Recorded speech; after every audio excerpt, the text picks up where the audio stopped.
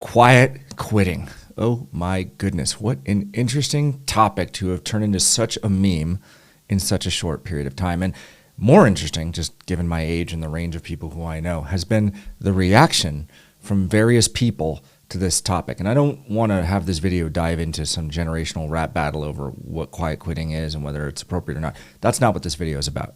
What I want to focus on in this video is what quiet quitting really says about the possibilities for your life. First of all, let's talk about the name. Quiet quitting is kind of a misnomer, right? You're not really quitting. You're just, as an employee, setting your boundaries for what you're willing to do for your job. And that's totally fine. And by the way, this is not a new topic, right? It used to be called coasting, and then in the tech industry, it was called vesting and resting. But for the most part, it is you being very clear about what you're willing to do in the time box that you're allocating for work. Totally fine. It should be noted, however, that every decision you make as an employee has consequences, right? There's outcomes of your decisions. Coasting isn't bad per se, but in a competitive marketplace, or even in the environment in which you're in, where everyone else is doing more, if they're willing to do more, it does create some challenges for you. And it is a problem when you stop and think about, well, what is that really saying about the work environment, or people being taken advantage of? All of that is true. But as long as you recognize it and are okay with it, totally fine. But don't be surprised when there's a negative outcome for your decision. What isn't really being discussed by those who are complaining about those who are quiet quitting is what it really says about what the workplace has become. And this is especially true for knowledge workers, which is we have now created environments that are so utterly unaccountable for outcomes that it becomes a very easy thing to ask for more. Requirements and goals have become so vague that it becomes very easy for unaccountable managers, or rather managers who lack the ability to hold those people on their teams accountable for actual outcomes, that do more has been the cudgel by which you will get abused. The challenge with this is that, especially when you think about the vestiges of hustle culture, right, where you've got to be working on everything until 2 o'clock in the morning, bro, because if you're not doing it, bro, someone else is doing it, bro. This constant notion of more for the sake of more, it creates a sense of fear and uneasiness in us as workers. If you're not a manager, if you don't have direct control over your environment, let's be clear, unless you're the CEO, you're always at risk of being cut. But it creates a sense of fear of you're not doing enough. What are the people around you doing? Because your goals, your outcomes are diffuse. They're amorphous. They're not clear to you. So if you don't know what actually doing your job means, there's always going to be more that fills that space. The time that you have available to do work is essentially a pipe. And that pipe will fill with things until the pipe is full. So no matter how much your pipe for work, your pipe for home, your pipe for health, wellness, you got different pipes that make up your life. If you give the work pipe more space, it will just be filled with stuff. It'll always be filled with stuff.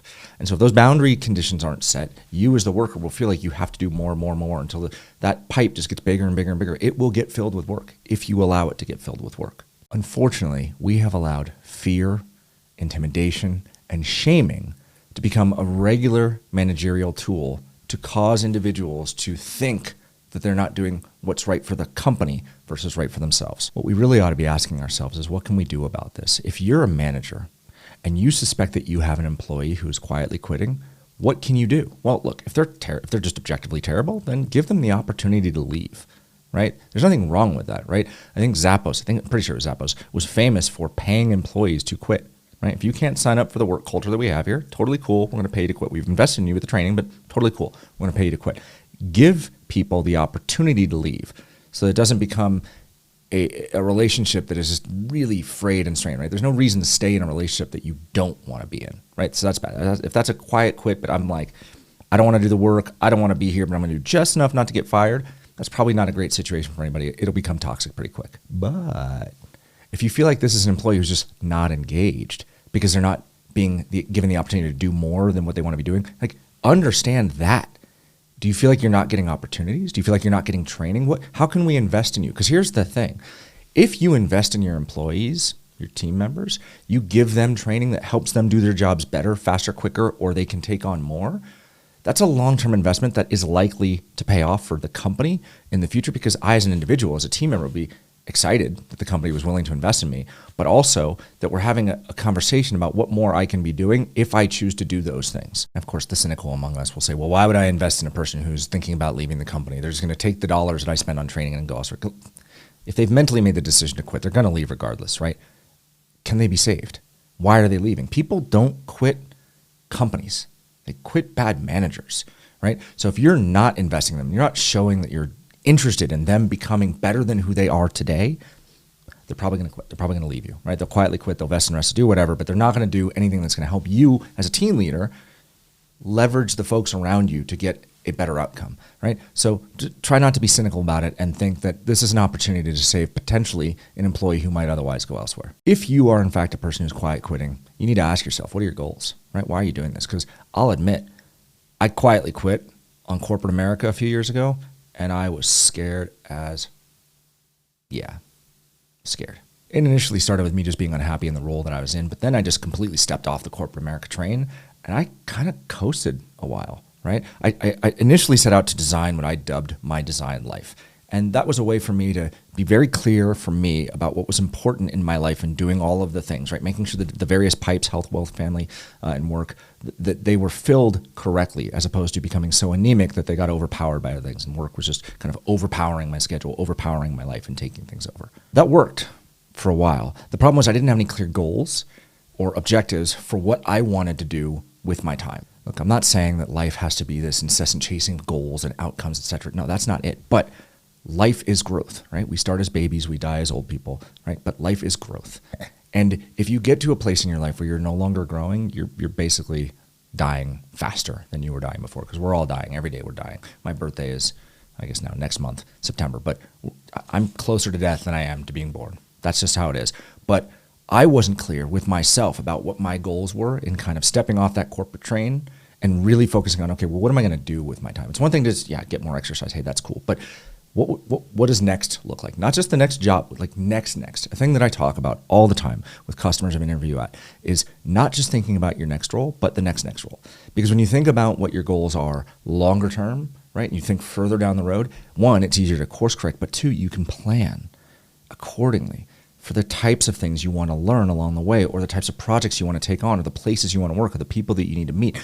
Having that longer term lens on where you want to end up simplifies a lot, because it helps make decisions that would otherwise be very difficult to make when you're only looking at the objective of next week versus the next handful of years. So what are your options? Well, you can start a project, take on a new hobby, take an online course. The amount of resources available today are so ridiculously disproportionate to what I had when I was a young man to learn new things and just vastly improve whatever it is you want about yourself to create the life that you want. Just as a small example of this, I have been floored by how much I personally have learned just utilizing YouTube and Udemy about creating a YouTube channel, digital marketing, programming JavaScript, which by the way is awful and terrible as a language, but okay, I get it and you need it.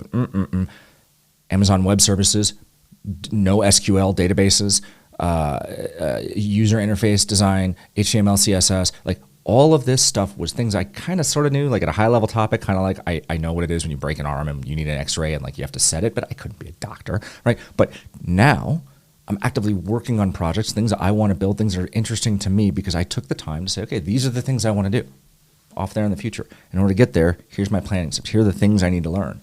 And I went and learned it. But I put those things that I wanted to learn outside of my work boundaries, the things that pay the bills, the things that make sure that there's food on the plate for my kids and a roof over their head, etc. Having those goals became part of my hobbies, right? Because I also spend a lot of time in the mountains. I go running, biking, I do a lot of ultra endurance type racing. And even that alone as a set of hobbies taught me how to plan my time better. So I would be more accountable to myself for the time, because believe me, when you have a 6-hour run on a weekend, you got to plan that one correctly, because if you get it wrong, you basically lost an entire day, because you get up late, you go out there, it's hot, you destroy, you come home, and it's a mess, right? So all of the things that I do with my time outside of work ultimately are in service of the time I spend on work, or the things that make me money that will provide for my family. But it's because I have longer term goals in mind, and I was able to take advantage of all the resources available. To be clear, quiet quitting should not be a pejorative at all. It's a mindset for sure. As an employee, you're saying, look, this is all I'm willing to do, and that's fine. As a manager, you need to be asking yourself, how can I get this employee more engaged? What can I do to help them better their lives?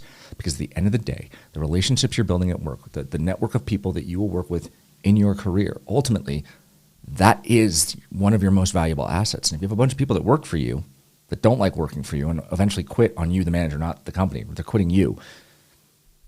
You're not really building up value with people. You're not helping them improve their lives, and therefore they're not going to be willing to help you at some point down the road. They might go on to be some big time person later. You might need a favor from them. Did you do right by them or not? So quietly quitting, totally fine. Totally fine. But let's be clear. Yes, there's a challenge with individuals who are saying, I no longer want to do more work than what's required. Okay, fine.